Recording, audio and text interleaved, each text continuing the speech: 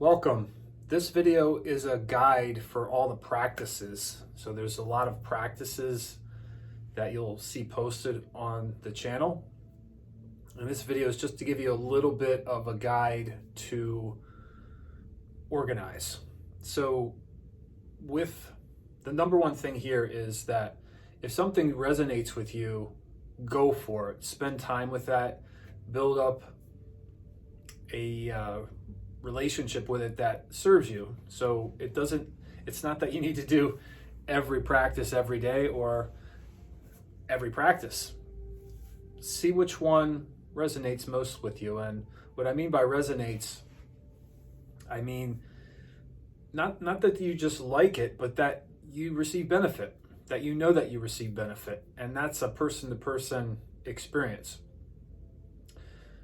So the recommendation is, when I offer a practice, is for you to try it and give yourself at least 3 tries with the practice. Sometimes even though these practices are pretty simple, sometimes it's a bit of a challenge to the nervous system. It's like, what did just happen there? And so the first time you do it, it may be like you're trying to speak a foreign language and your mouth doesn't even it doesn't know how to say it. So when you do some of these practices, your body's going to be like a little bit not necessarily uncoordinated, but just unfamiliar, and it may take 3 times for your body to actually give it the best opportunity to benefit.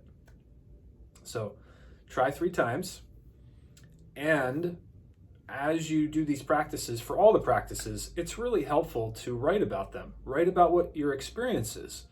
Give yourself the space to know how you are. And when you do that, there's a certain connection that you're building within yourself that you're paying more attention. It's very easy to go outside of ourselves.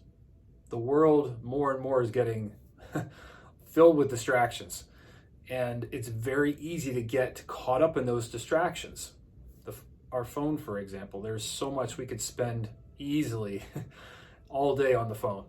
And so for us to connect to ourselves is getting more and more challenging. So when we do these practices and then we write about them, it does the opposite of what our culture tends to do. Our society tends to go away. I'm teaching you to go in. So there's going to be a learning process there. So writing, 3 tries, write about it. And the last thing with these practices that will be really helpful to get the most out of them is organize them based on your day. So for example, if you love the gratitude practice, and that one is the one that seems to call you, that's the one that you feel like you get the most out of after practicing. You try a new one, and you're like, okay, I like this one. It may be like you're not sure which one you like more, and that's fine. The order doesn't necessarily matter that much. I mean, if you're splitting hairs, it does matter a little bit, but what's most important is that you're getting exposure and that you're doing ones that you're benefiting from. So I would recommend doing one practice at a certain time of day. So for example, the gratitude practice in the morning, do compassion at some point during the day, and then an embodiment practice at night. That way, the gratitude practice brings you in to the day receiving more.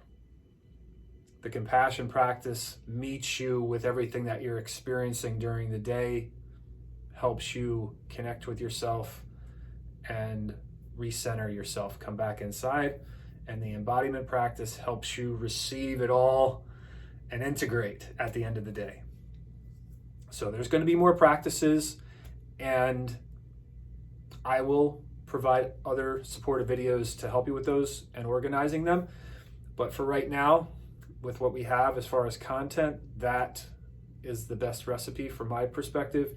And again, if you find something works best for you and you have other practices that you have that you love, then, please whatever works best. This rhythm of what I just shared seems to work best in my experience and with working with people and myself. So much love. Thank you.